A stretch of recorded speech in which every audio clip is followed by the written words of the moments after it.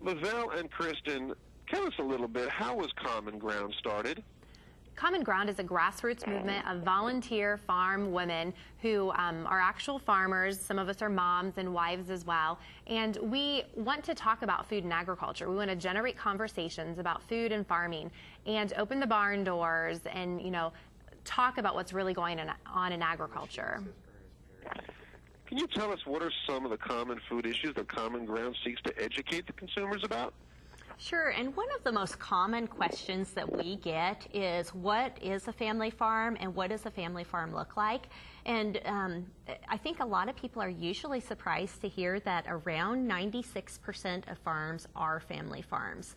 But those all look very different from one another. Farming's not exactly standardized. So a good example is our own farm. My husband and I farm with my in-laws. So our farm actually supports a couple of families.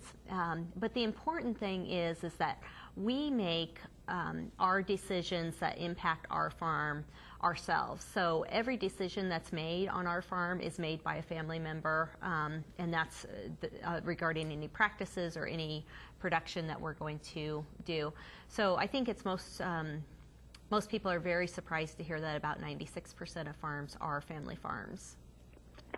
There's a lot of information out there about organic versus non-organic food. So Becca from Motherhood Moment would like to know what Common Ground's take is on that. Well, Common Ground embraces all different types of farming practices, whether you're organic, traditional, large or small, and that's one of the neat components about what Common Ground is. We want to generate that good conversation, whether it be about organics or not, and we really value consumer choice, and we feel it's important you as the consumer are able to make that decision. However, we like to arm you with as much information as possible. The American Academy of Pediatrics just released some information that says there is no nutritional difference between organic and non-organic products. So I think that's an interesting fact, and when you're going to the grocery store, that may help you stretch your dollar a little further. And one of the things that we like to remind people of is still take that extra step and wash any produce, or that whenever you pick it up from the grocery store, you don't know who touched it. It's just an extra precaution that we do in our households for our kids and our families, and we encourage other people to do that as well. Ladies, Becca from Motherhood Moment would also like to know what causes fluctuation in food prices. Sure, and food prices are a very hot topic.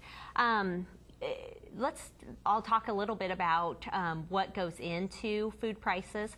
For every dollar that you spend in the grocery store, about 19 cents of that dollar goes back to the farm.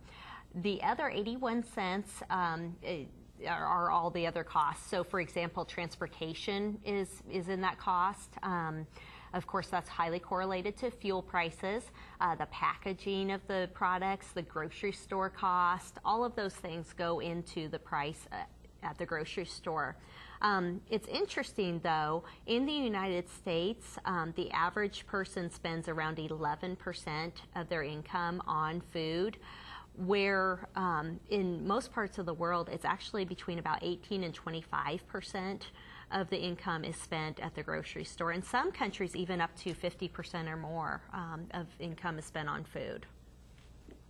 So how could families feel sure that they're feeding their families high-quality food without breaking their budget?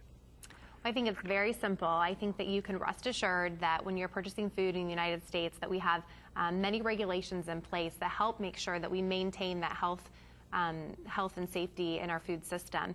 So I know when I go to the grocery store, I don't have a doubt in my mind that I'm purchasing things that are 100% safe for my family. I think more importantly, we need to focus on eating good foods and healthy foods. And I always say that I start in the grocery store and I start in the vegetable and produce aisle. I fill my cart with lots of color and healthy, fresh foods before I, venture around the back sections and through the middle section. So I think it's about consumer choice too. And I appreciate people who have concern about our food system because I think it's really important and it's responsible parenting. Well, Lavelle Windsor and Kristen Reese, thanks for spending a few moments with Motherhood Moment. Thank you. Thank you.